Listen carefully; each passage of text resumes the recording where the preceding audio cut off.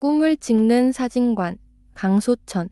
따사한 봄볕은 나를 자꾸 밖으로 꿰어내는 것이었습니다. 어젯밤만 해도 내일은 일요일이니 어디 나가지 말고 방에 꾹 틀어박혀 책이라도 읽으리라 생각했던 것이 정작 조반을 먹고 나니 오늘은 유달리 날씨가 따뜻했습니다. 나는 스케치북과 그림 물감을 가지고 뒷산을 향해 올라갔습니다. 그렇다고 나는 굉장히 그림을 잘 그리거나 그림에 취미를 가진 것도 아닙니다. 그저 빈손으로 가기는 싫었기 때문입니다. 책을 들고 앉아 그 따스한 봄볕에 읽는 것은 한층 더 싱거울 것 같았습니다. 몸을 그리려고 산에 오른 이 서투른 화가는 좀처럼 그림을 그리기 시작하지 않았습니다. 그리는 것보다 가만히 앉아 바라보는 것이 더 좋았습니다. 내 눈이 맞은편 산허리에 갔을 때 거기에는 활짝 핀 꽃나무 한 그루가 서 있었기 때문입니다. 아직 살구꽃이 피려면 한 달은 더 있어야 할 텐데 저렇게 연분홍 꽃이 전등이라도 켠 듯이 환히 피어 있는 것은 이상한 일이 아니겠습니까? 나는 그 꽃나무 있는 대로 쏜살같이 달려갔습니다.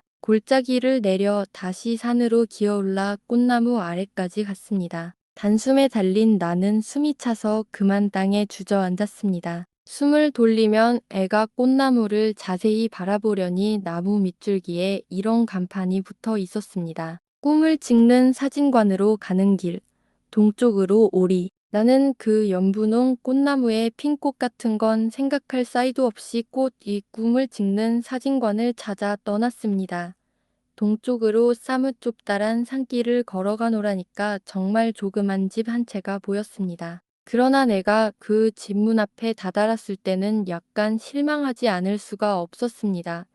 집 문 앞엔 또 이런 것이 쓰여 있었습니다. 꿈을 찍는 사진관은 여기서 남쪽으로 오리되는 곳으로 옮겼습니다. 나는 남쪽을 향해 또 걸었습니다. 지금 온 만큼 가니까 정말 또 집 한 채가 보였습니다. 나는 참 잘 왔다고 좋아라 집 문 앞으로 갔습니다. 그러나 아까보다 좀 더 크게 실망하지 않을 수가 없었습니다. 아까와 꼭 같은 글이 문 앞에 붙어 있었습니다. 아니 꼭 한자만 틀립니다. 그것은 남쪽 오리가 아니라 서쪽으로 오리라고 쓰여 있었습니다. 나는 조금 주저하였습니다. 그러나 나는 한 번만 더 속아보자 하고 또 서쪽을 향해 걸어갔습니다.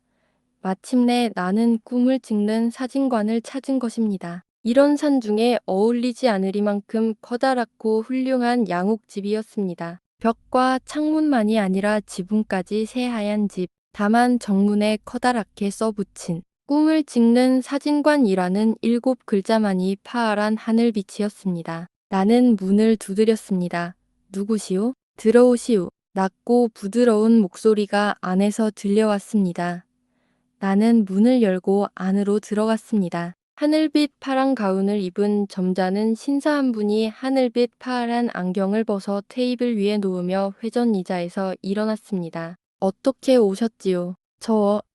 여기가 꿈을 찍어주는 사진관입니까? 예, 그렇습니다. 어떻게 찍지요? 하고 나는 꿈을 찍는 방법을 물었습니다. 그랬더니 그는 내게 조그맣고 얄팍한 책 한 권을 주며 저쪽 치료실에 가 앉아 소리 내지 말고 읽어보라고 했습니다. 나는 치료실을 찾아갔습니다. 1호실 다음엔 3호실, 그 다음이 5호실, 바로 그 다음이 치료실입니다. 어쩌면 사진관이 꼭 여관집과도 같습니까? 나는 그제야 이 집의 방 번호는 모두 홀수만으로 되어 있다는 것을 알았습니다. 벽과 천장까지 모두 새하얀 방. 들어가는 문 밖엔 들창 하나도 없는 방입니다. 나는 그 방에 앉아 지금 받은 얄팍한 책을 펴들었습니다. 불도 안 켠 방이 왜 이리 화한한지 모르겠습니다. 어디서 빛이라곤 들어올 곳이 조금도 없습니다. 구포 활자만큼 작은 하늘빛 글씨가 어쩌면 그리도 잘 보입니까?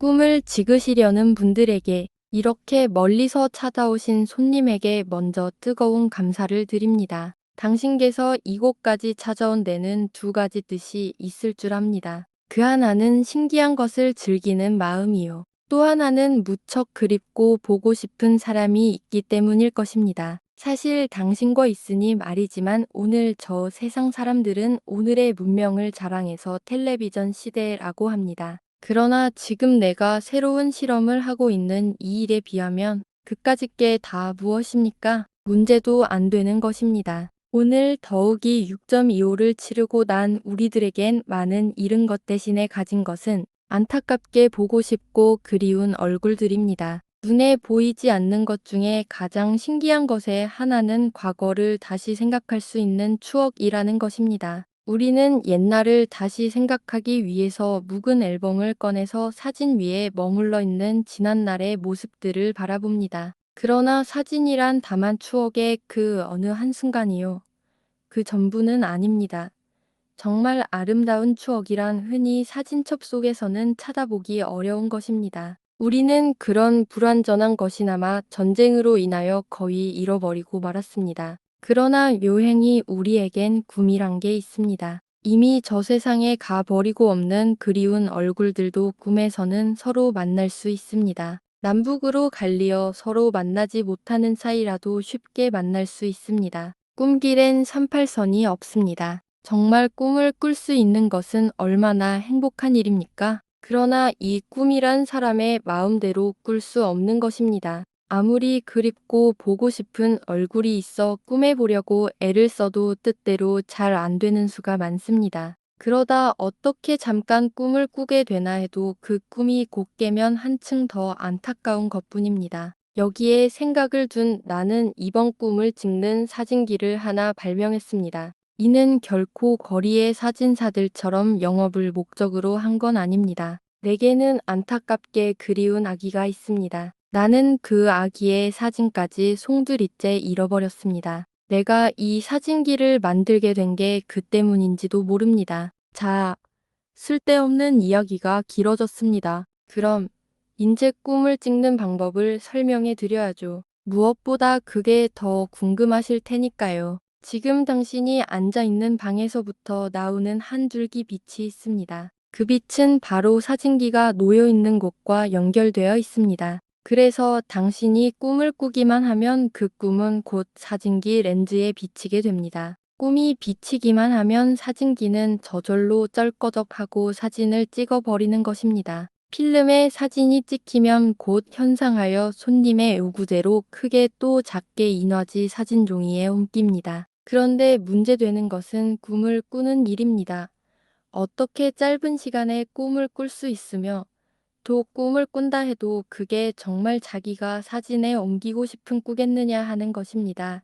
실로 내가 제일 오랫동안 연구해 고심을 한 것이 이것입니다. 꿈을 찍는 것쯤은 이것에 비하면 식은 죽먹기였습니다. 그 문제를 풀기 위해서 나는 잠 못 이루는 밤을 오래 가졌었고 무수한 실패를 거듭하였습니다. 그러나 나는 실망하지 않았습니다. 마침내 나는 마음대로 꿈꿀 수 있는 방법을 발견했습니다. 실로 이것은 세계적인 아니 세기적인 발명이 아닐 수 없습니다. 자, 그럼 당신도 곧 그리운 이를 만나는 꿈을 꾸십시오. 그리운 이의 꿈을 사진 찍어 드릴 테니 그 방법, 당신이 있는 방 한구석에 종이 한 장과 만년필 한 개가 놓여 있습니다. 당신은 그 종이에 그 파란 잉크로 당신이 만나고 싶은 이와의 지난날의 추억의 한 토막을 써서 그걸 가슴속에 넣고 오늘 밤 편히 주무십시오. 내일 날이 밝으면 당신은 지난밤의 본 꿈과 꼭 같은 사진을 가지고 집으로 돌아갈 수가 있을 겁니다.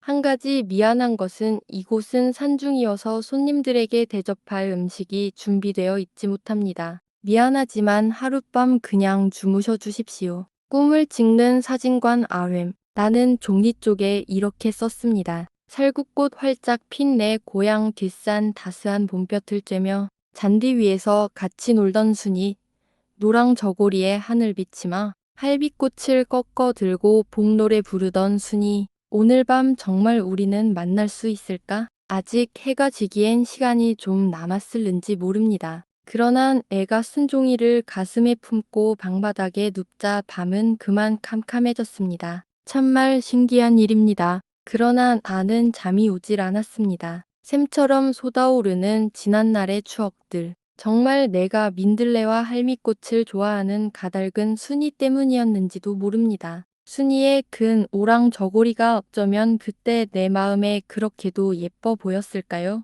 순아, 오늘은 정말 내게 꼭 할 말이 있어. 감추려고 했지만 역시 알려주는 게 좋을 거야. 그렇지만 순아, 울어서는 안 돼. 응, 무슨 얘기냐? 어서 말해줘. 정말 안 울 테냐? 울긴 왜 우니? 못나게. 그래, 픽 하면 우는 건 바보야. 울지 마라. 응, 그래, 어서 말해. 참, 내가 바보구나. 왜 제껏 말을 못하니? 아이 깝깝해. 어서 말해봐. 말이지. 이건 비밀이야. 우리 아버지도 어머니도 그랬어. 아무에게도 미리 얘기해서는 안 된다고. 그렇지만 난 내겐 숨길 수 없어. 우리는 며칠 있으면 38선을 넘어 서울로 이사를 간단다. 여기서 살 수가 있어야지. 지난해 8월 해방이 되었다고 미칠 듯 즐거워했지만 우리는 토지와 집까지 다 빼앗기지 않았어. 지주라고. 그리고 우리는 탄 데로 옮겨가 살라고 그러지 않아. 빈손이라도 좋아. 우리는 마음 놓고 살 수 있는 자유로운 곳을 찾아가야 해. 예.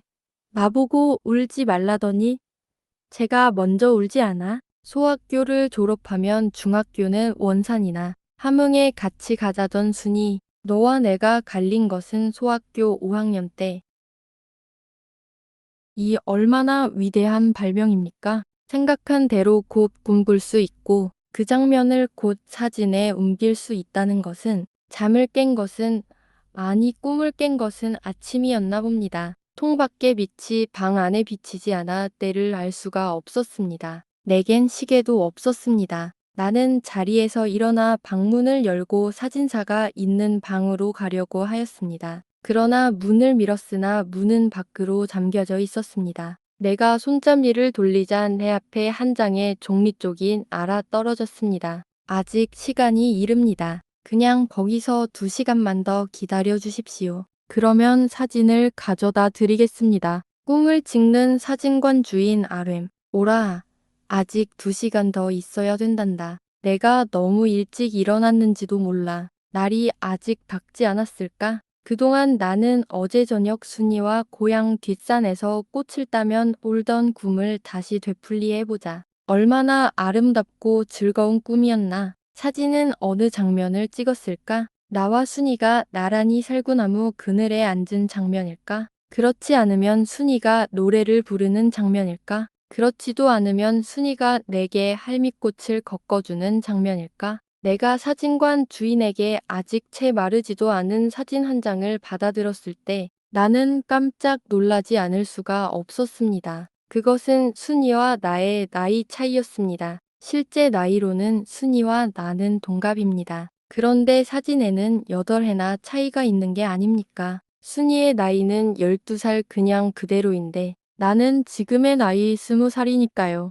그동안 나만 8해 나이를 더 먹은 것입니다. 생각하면 그도 그럴 수밖에 없는 일입니다. 사실 순이도 북한 땅 어디에 그냥 살아있다면 꼭 내 나이와 같을 게 아닙니까? 그러나 나는 그 뒤에 순이를 본 적이 없습니다. 내 마음속에 살아있는 순이는 언제나 12살 그대로입니다. 20살, 20살이면 제법 처녀가 되었을 순이 머리채를 치렁치렁 따았을까? 제법 얼굴에 분을 발랐을지도 몰라. 지금은 노랑 저고리와 하늘빛 치마가 어울리지 않을 거야. 모처럼 찍어준 kum사진도 그런 걸 생각하니 우습기 짝이 없습니다. 그러나 내게 있어서는 이게 제일 귀한 보물이 아닐 수 없습니다. 사진을 가슴에 품은 채 사진관 주인에게 몇 번이나 감사를 드리고 나는 그곳을 나왔습니다. 벌써 아침 해가 하늘 높이 올랐습니다. 하루를 꼬박 굶었으나 나는 배고픈 생각이라곤 전혀 없습니다.